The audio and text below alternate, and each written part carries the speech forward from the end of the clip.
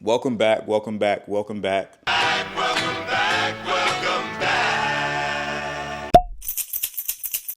I appreciate you guys being back with us. Welcome to the One Stop Chop channel where we chop it up over some good food. Make sure you guys, before we do anything, this video a like because it's going to be good. Leave a comment and let me know where you're from, how you found me, what you like about the channel. Be sure to subscribe and click the notification bell just so that you know every time I drop a new video, all right? Today, we're going to be making some chili. It's cool out. The weather's crazy. Y'all probably can't see it right now, but it's raining out. It's been raining for like the past 4 or 5 days straight. So we need something comforting, something that's warm. The way my great grandmother used to say is you need a meal to stick into your bones, you know, something that's warm, comforting, you don't gotta feel cold, and something that could stretch for a few days too, just in case you lose power. Today we're gonna be making a beef chili, no pork, no extra additives. I have another video on my page for a chunky beef chili, but we're not doing that version. For the chili, we got a few pounds of ground beef here, bell pepper, jalapenos, forgot my onion, we gotta get the onion. I got garlic, we got some tomato soup. Campbell's tomato soup is actually a really good trick. Only reason I know about this is because maybe a year and a half, almost 2 years ago, ended up doing a little campaign with Campbell's, and they wanted me to try something different and bring something different to the table. So I decided to add some of this Campbell's tomato soup to the dish instead of the tomato puree, because in case a lot of people don't know, this is just like a bunch of condensed tomatoes. So they have a nice rich flavor to them, creaminess, and they'll kind of thicken up your sauce too. We've got some diced tomatoes. I got black and red kidney beans. I got some beef broth. We're working with some spices. So we got some cinnamon, cocoa powder, tomato paste, and I'm gonna season this up with some chili powder, cumin, nature seasoning, which is a blend of salt, pepper, garlic,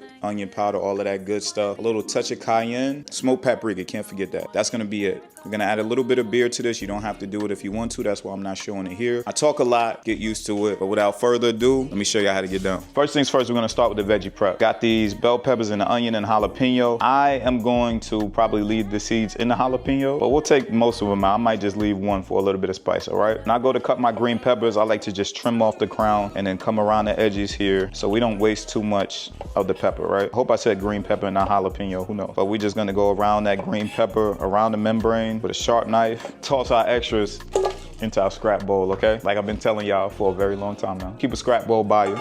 Saves a lot of work. You may not need it in your kitchen, but recording videos like me, it helps me out a lot. Like I said, just cut up the crown and just go all the way around. This knife is sharp, so it's just gliding right through it. Now we're just gonna take these veggies and just dice them right on up.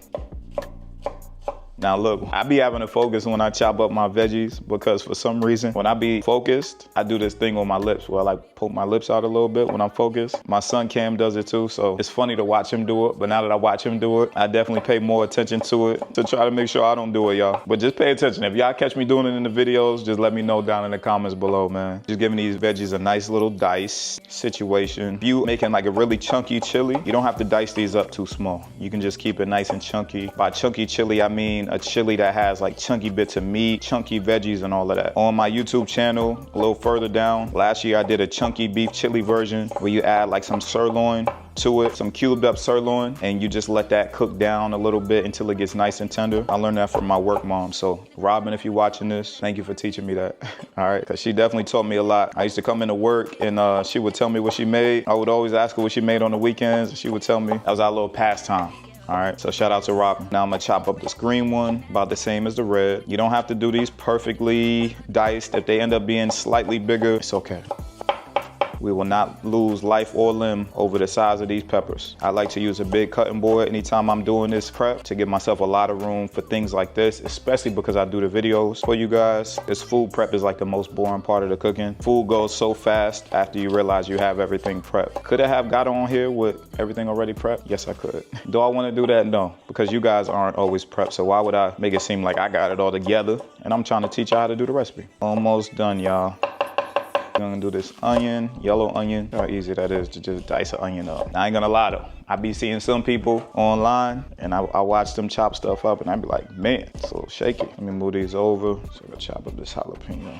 Last but not least, the jalapeno. Take the tip off, slice it in half again. And then you could just run your knife right underneath that to get the membrane and the seeds out. Unless you wanna keep the seeds, of course. Now, a couple seeds ain't gonna hurt you, all right? Because these are gonna get cooked down. Crying a little bit. Onions got to your boy. But if you start to tear up, it's all right. Just turn on some water close to you. The tears will be gone in no time. Oh my gosh, I lost my baby. I lost my baby. Now that we prepped our veggies, we can actually start to cook this thing down, all right? Like I said, the prep is the hardest part, but once we got everything prepped, we do our little mise en place, it's really easy to just start tossing stuff into this pan. We got Big Mama here. As y'all seen, we just used Big Mama for the braised short ribs, but she's all purpose. She's gonna be here for the chili too, all right? Just like Big Mama used to be in y'all kitchen, it's Big Mama in my kitchen, all right? I'm not gonna lie and say I had this Dutch oven for 20 years. It makes no sense to do that because you guys are gonna feel like if you haven't had a Dutch oven for 20 years, you can't do what I do. I had this Dutch oven for like 2.5 years. I got it from Costco and she been holding me down ever since I got her, all right? There's nothing wrong with buying something new. You don't gotta have the oldest equipment in the kitchen. But we're gonna get this heated up over medium-high heat and then we're gonna add our ground beef to it. Now that our Dutch oven is all heated up, we're gonna get that ground beef right in there.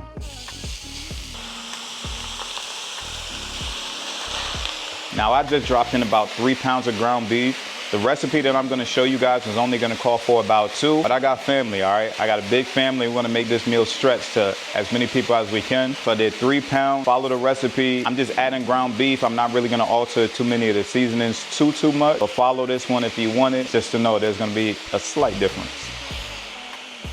As this ground beef just browns, I'm just gonna start to chop it up a little bit into smaller little pieces as we let it cook down. It also allows for like more pieces to touch the bottom of the skillet. So we're just gonna cook this down up until we see no more pink. And then we'll get a paper towel in there, get all that excess fat out. Get this a good chop. And you just wanna keep this going until the meat's fully cooked, y'all, all right?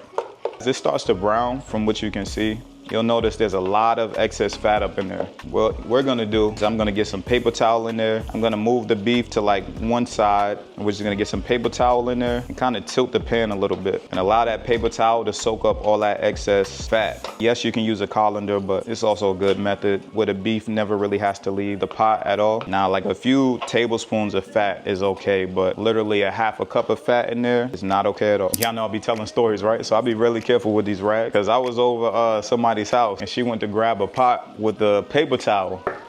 She went to grab a pot with a paper towel to strain whatever she was straining. I think it was pasta. And the paper towel caught fire in her hand while she was holding it, trying to put the pasta into the strainer. And she didn't know until like after I had to show her like, yo, that's just on fire. She freaked out, didn't know what to do, went in a panic. I'm like, oh my God, this is about to be real bad. But yeah, that's why I don't use paper towel when I have like a pot overheat. So all that excess fat is what you're trying to get out of there, y'all. And once we do that, we got our ground beef base here right now, okay? Next, what we want to do, add all the veggies that we chopped up. So that red bell pepper, green bell pepper, yellow onion, and jalapeno, all the veggies is gonna go in there now.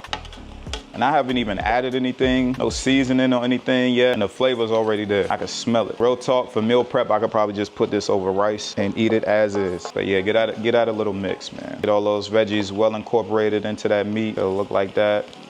Next, we're gonna add some garlic paste, get some of that garlic flavor up in there. Now, since it's garlic paste and not necessarily minced garlic, that flavor, you'll start to smell the garlic closer than that 60-second time frame that they usually tell you, cook the garlic down until fragrant. But now it's really time to start seasoning this thing up. So first things first, we're gonna go in with a few tablespoons of chili powder. You usually wanna do about a tablespoon of chili powder per pound of meat, right? 1 to 2 tablespoons of chili powder per pound of meat. Next, we're gonna go in with a few teaspoons of cumin, a few teaspoons of smoked paprika, a half a teaspoon of cayenne pepper, a couple teaspoons of that nature seasoning, and let's get that a really good mix first. We're not done with the spices, this is just the beginning. But you can see that ground beef picking up all the color, all the spices that we already put in there. Give it a good mix, make sure nothing's uncoated. We're working over medium heat right now, y'all. Medium heat. We reduced the heat from medium high to medium. The chili's got some good color to it already. So next, we're gonna go with about a teaspoon of cinnamon, maybe a teaspoon and a half, a couple teaspoons of cocoa powder. What is the cinnamon and the cocoa powder for? If you have like a really spicy chili, like you use the serranos,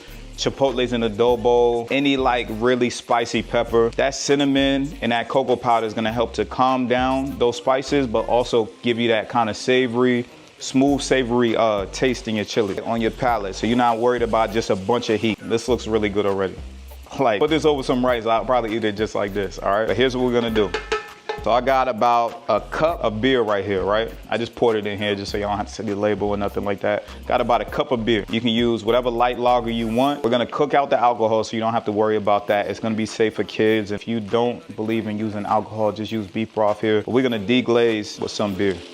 Now I might go with a little more since we did more ground beef, but we're just helping to deglaze the bottom of that skillet, right? Give it a little bit more. So maybe about a cup and a half of beer. And when I tell y'all how good this smells already, it don't make no sense. Oh my goodness, look at that.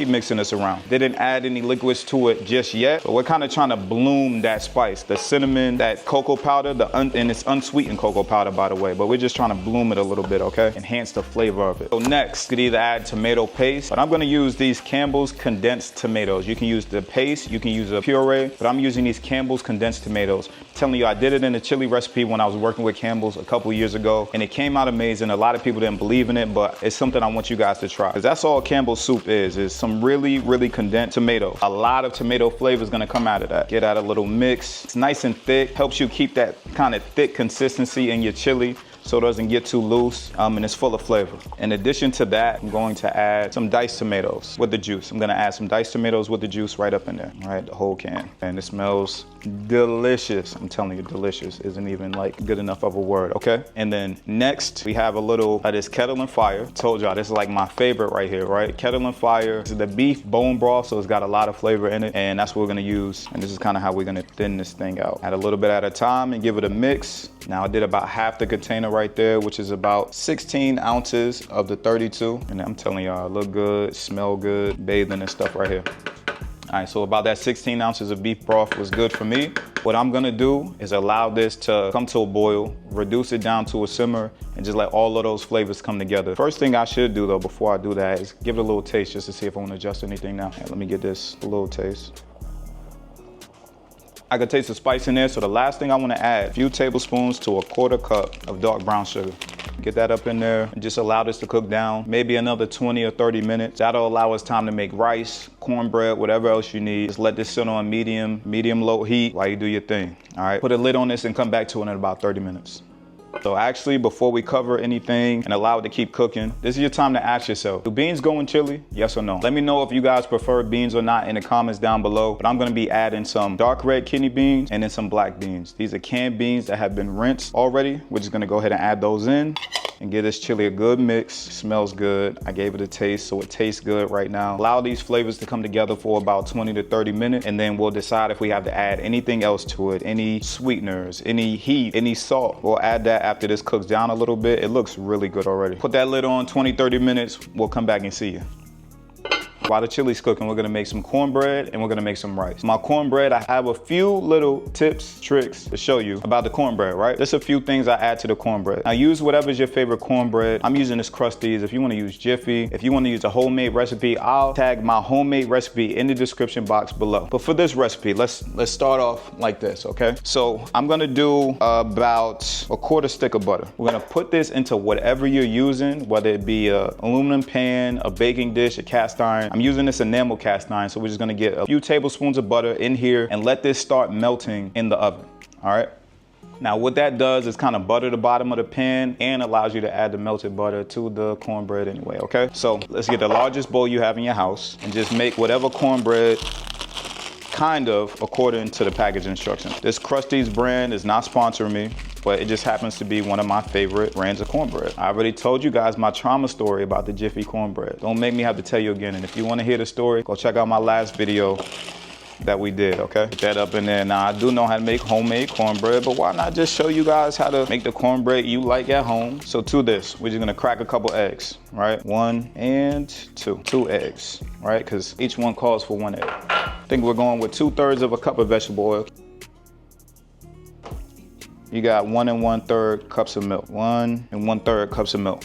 I'm gonna add just a little touch of cinnamon, maybe a quarter teaspoon of cinnamon, and a little bit of vanilla bean gel or vanilla extract, right? Half a teaspoon of that.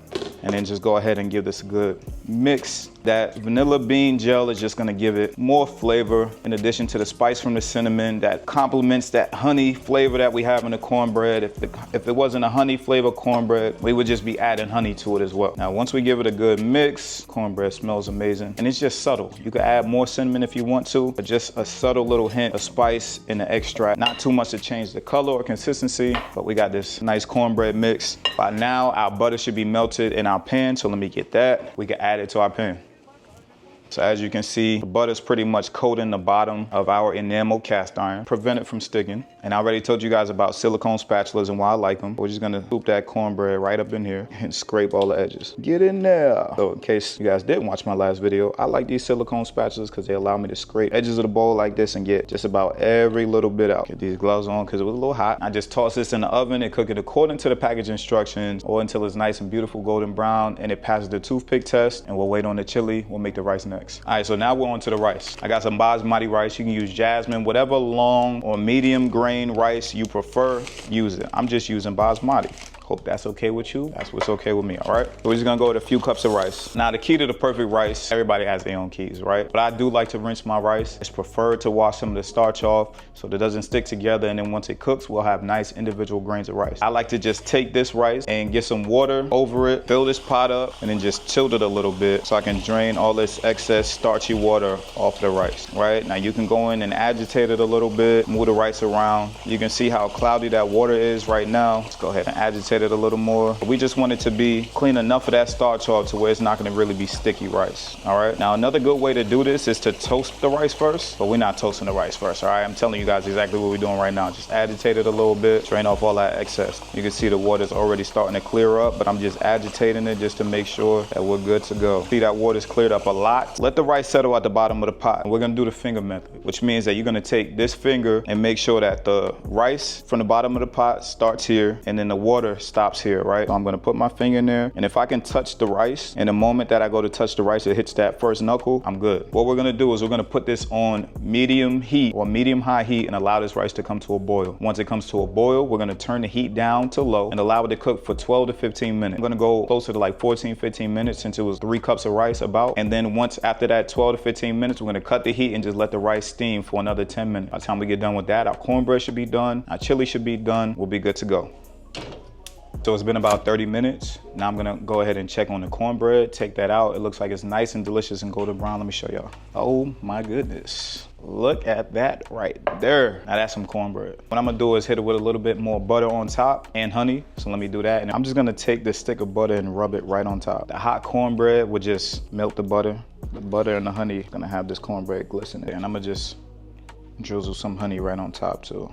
Got a little honey butter cornbread situation going on. Be a little sticky, so now we got a little sweet to match a little bit of heat from the chili. And we're just gonna give this a second to cool so we can plate everything up. Chili's been going for good 30 to 45. We can now just go ahead and get in there and get us a good mix. Get all those flavors talking to each other again. Look how good that looks. My goodness, look just like that. We got some of the best chili in the game, baby. Oh my God, that looks so good. You can see the richness. You can see all the veggies up in there, the beans. Let's just get this plated up with some rice, cornbread, sour cream, all the good stuff. All right, so I'm gonna just ladle some of this in there. Sheesh. My spoon ready. Okay, so we got that rice that we had cooked earlier, good and fluffy. There's all types of individual grains of rice up in there. We're gonna put a little bit of rice in the center there. We're gonna put a little bit of cheese. We're gonna do a little dollop of daisy, sour cream. And we're gonna garnish with a few sliced jalapenos right there too. A couple pieces of cilantro or parsley. Got a beautiful bowl of chili. So like I always say, that first bite could be y'all's if y'all want it. All jokes aside,